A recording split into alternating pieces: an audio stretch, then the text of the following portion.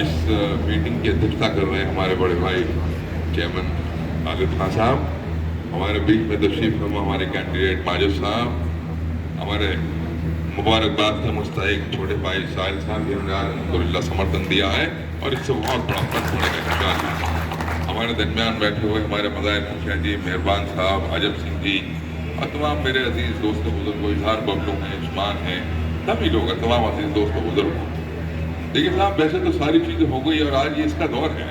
میں ہمیشہ یہ کہا کرتا ہوں کہ ایک تو وہ دور تھا جس کے اندر بڑی ناسمجھی تھی, لیکن آج وہ دور ہے جس کے اندر سوشل نیٹ ورک, میڈیا, یہ سارے یوٹیوب یہ وہ چل رہے ہیں کہ اس کی وجہ سے حقیقت کا اور سچائی کا اتنا بڑا ایکسپوجر ہے کہ 70 سال تک جس طریقے سے فلسطین کے اوپر ظلم ہوتا رہا اور امریکہ اور تمام لوگوں کو جو کہا تھی وہ فرشتہ بن کر بیٹھی رہی, آج سوشل میڈیا کے نوجوان بچوں نے پردے کھول کر کے رکھ دیے اور اس سامنے ظاہر ہو گیا کہ کون کس رخ کے اندر ہے. امریکہ کی بات کر رہا ہوں تو یہ تو ذرا سا سہارنپور ہے.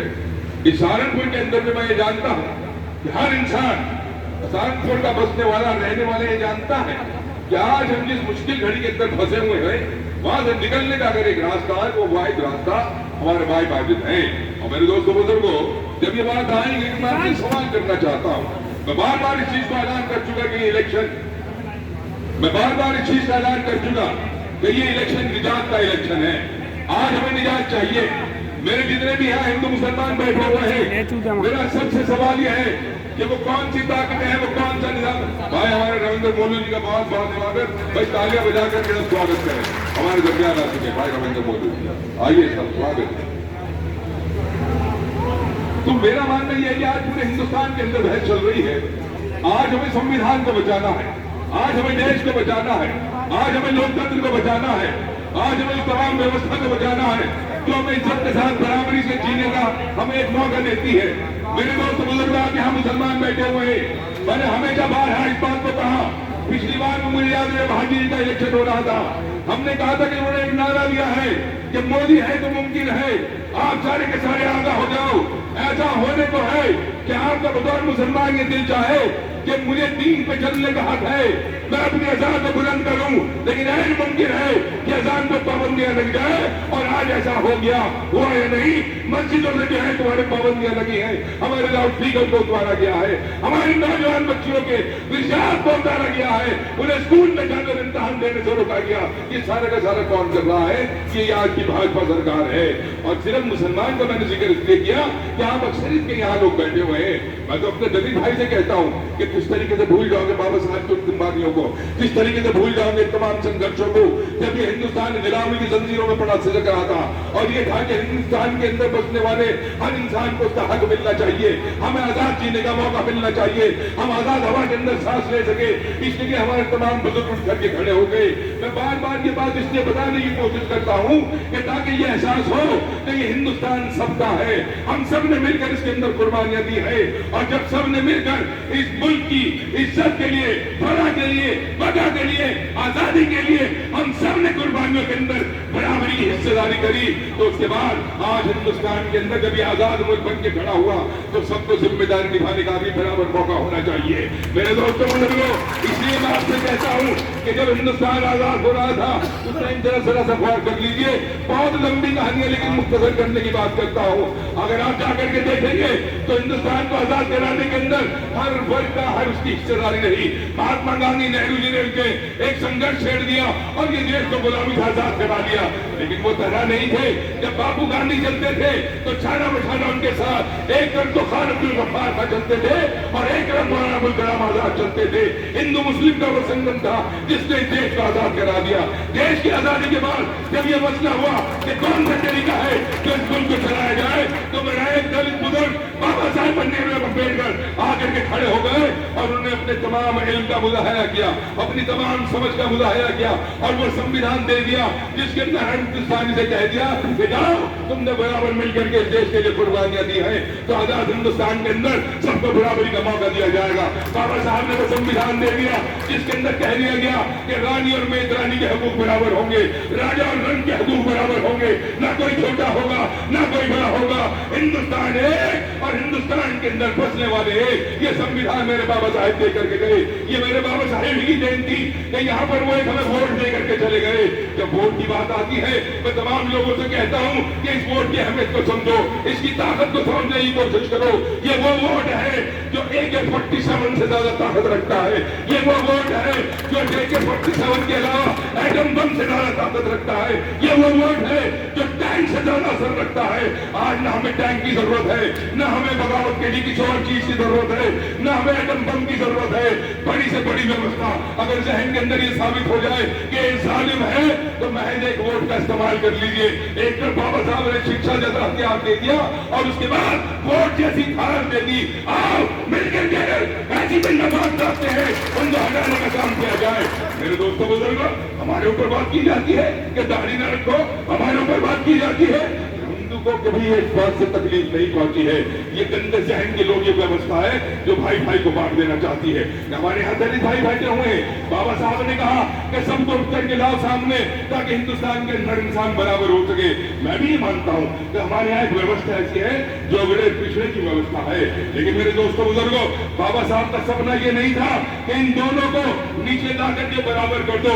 बाबा साहब ये चाहते थे जो अगड़ा है वो ऊपर रहे, लेकिन ये जो पिछड़ा है, ये जो दलित है, इसको भी शिक्षा दे दी जाए, इसको भी बराबरी के मौके दे दिए जाए, इसको भी इज्जत की जिंदगी दे दी जाए, इसको भी बराबर के हकूक दे दिए जाए ताकि यहाँ आकर ये सारे के सारे बराबर हो जाए।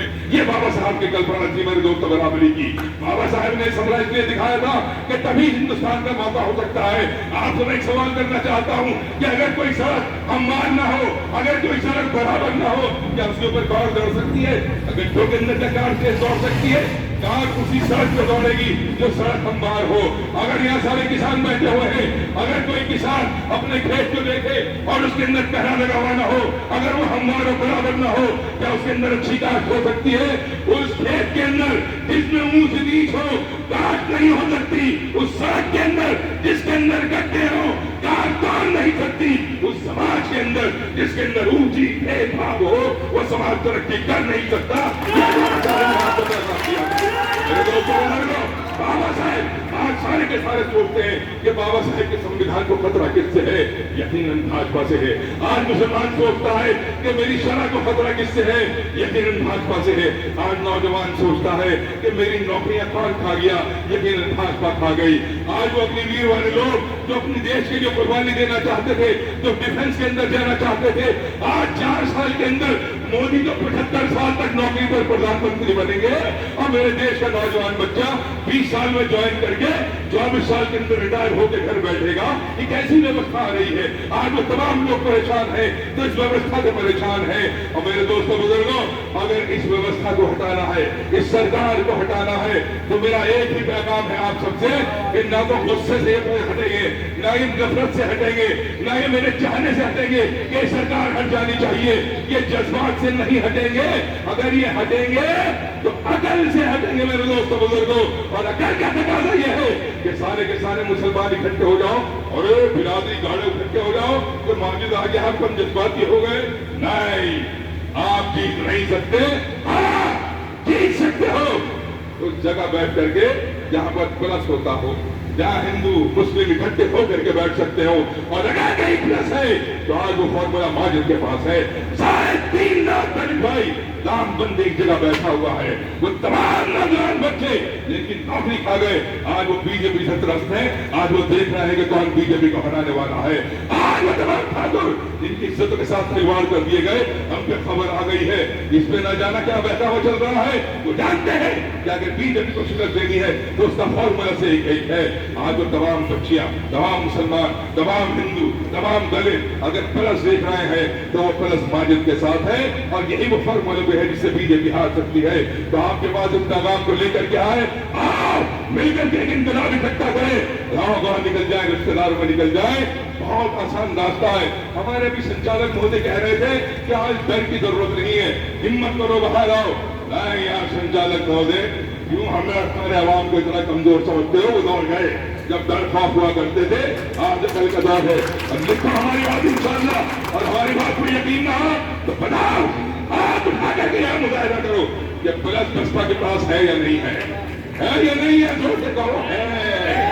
اور اگر پلس کے ساتھ چلے تو انشاءاللہ تمہارے جذبات پہ رہ گئے, ہاتھ پر شکست بھی کھا جائے گی, سنویدھان بھی بچ جائے گا, لوکتنتر بھی بچ جائے گا.